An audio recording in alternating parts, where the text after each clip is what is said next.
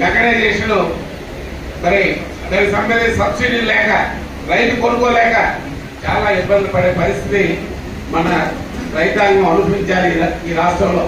ఇవాళ మా ఎన్డీఏ ప్రభుత్వం మంది వచ్చింది. మా చంద్రబాబు నాయుడు గారు ఒక విజనరీ నాయకుడు, అలాగే రైతు కుటుంబం నుంచి వచ్చి ఒక డైనమిక్ మినిస్టర్ గా మన అచ్చెన్నాయుడు గారు ఉన్నారు. తప్పనిసరిగా రైతాంగానికి సన్న చిన్నగా రైతాంగానికి మేలు జరిగే విధంగా ఏదైతే మెకనైజేషన్ ఉందో దానిపైన తప్పనిసరిగా ఈ ప్రభుత్వం రైతాంగానికి అన్ని విధాలుగా తోడ్పాటును అందిస్తుందని విశ్వాసం శాసనసభ్యులుగా నాకుంది. అది కలిపి గౌరవ మంత్రి గారికి ముఖ్యమంత్రి గారి దృష్టిలో పెట్టి కేంద్ర రాష్ట్ర ప్రభుత్వాలతో సహకారంతో రైతాంగానికి కావాల్సిన ఏవైతే వ్యవసాయ పనిముట్లు ఉన్నాయో అందించడంలో చిత్తశుద్ధితో పనిచేస్తామని ఈ వేదిక ద్వారా తెలియజేస్తున్నాం. అయితే ఇప్పుడే మన తిరుపతి కంపెనీస్ ఉన్నాయి. ఇవాళ మెకనైజేషన్ మీద చాలా కంపెనీస్ రైతాంగంలో చదువుకున్న పిల్లలు ఉన్నారు.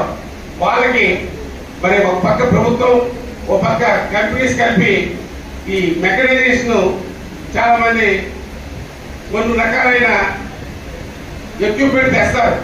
తెచ్చిన తర్వాత ఆపరేట్ చేయడానికి ఇవాళ డోర్ల మీద ఎలాగైతే వాళ్ళకి ట్రైనింగ్ ఇచ్చారో మిగతా మెకనైజేషన్ మీద కలిపి రైతు తాలూకా పిల్లలు చదువుకొని ఉండి వ్యవసాయం పైన ఇంట్రెస్ట్ ఉన్న వాళ్ళకి ఆ ట్రైనింగ్ ఇచ్చినప్పుడు వాళ్ళు 20,000 25,000 కట్టుకొని వెళ్లే పరిస్థితి ఉండదు. ఇంకా అవసరమైన దానికి వృత్తిగా మెంబర్స్ ఉంటారు. అందువల్ల ప్రభుత్వం దృష్టిలో కలిపి మేము పెడతాం. ప్రభుత్వ సహకారం మాకు తీసుకుంటూ ఎవరైతే కంపెనీస్ ఉన్నాయో ఈ సిఎస్ఐ యాక్టివ్స్ కింద వాళ్ళు కలిపి కొంత తోడ్పాటును అందించి ఈ పిల్లలకి ట్రైనింగ్ ఇచ్చినప్పుడు ఏదైతే మనం మెకనైజేషన్ కి ప్రోత్సాహాన్ని అందిస్తున్నామో ఆ మెకనైజేషన్ ను పూర్తిగా అవగాహన అనుకుంటే ఆ పనిముట్లు కలిపి వాడుకునే విధంగా అవి కార్యక్రమాన్ని రూపొందించడానికి అవసరం ఉంటుంది. కాబట్టి దాని మీద కలిపి ఆలోచన చేయవలసిందిగా దీని సందర్భంగా తెలియజేస్తున్నాను. ఇప్పుడు పార్లమెంట్ లో వచ్చారు.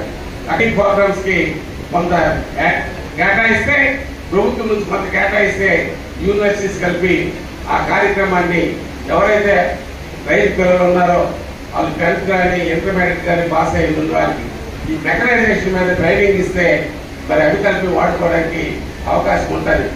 నేను ఎందుకు ఆనందం చెప్తున్నానంటే చిన్న పరికరాలు అయితే సన్నకారు రైతులు చిన్న రైతులు కొనుక్కోగలరు. పెద్ద పెద్ద ఎక్విప్మెంట్ ఉన్నాయి. అది లక్షించుకోవడం అంటే సాధ్యం కాదు. దాన్ని గ్రూపులుగా ఏర్పాటు చేసుకొని ఆ గ్రూపుల ద్వారా కొనుక్కునే పరిస్థితి మెరుగైన యాంత్రీకరణ పద్ధతి ద్వారా మెరుగైన వ్యవసాయం ఎలా చేయాలనేది దానిపైన అవగాహన కల్పిస్తారు మనకి.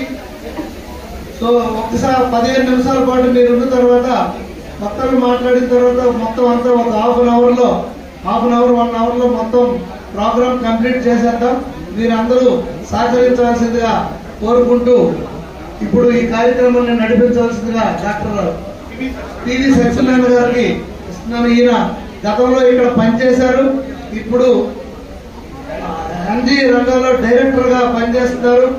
ఆయన ఇక్కడ ఈ మన శ్రీకాకుళం జిల్లా పైన వ్యవసాయ రంగం పైన అలాగే నార్త్ కోస్టల్ ఆంధ్ర పైన కూడా ఆయనకి అవగాహన ఉంది. సో అందుకే ఈ రోజు ఈ కార్యక్రమాన్ని ఇక్కడ ఏర్పాటు చేయడంలో ఆయన ప్రముఖ పాత్ర వహించారు. సో ఆయనకి ధన్యవాదాలు తెలియజేసుకుంటూ కార్యక్రమాన్ని నడిపించవలసిందిగా కోరుతున్నాను.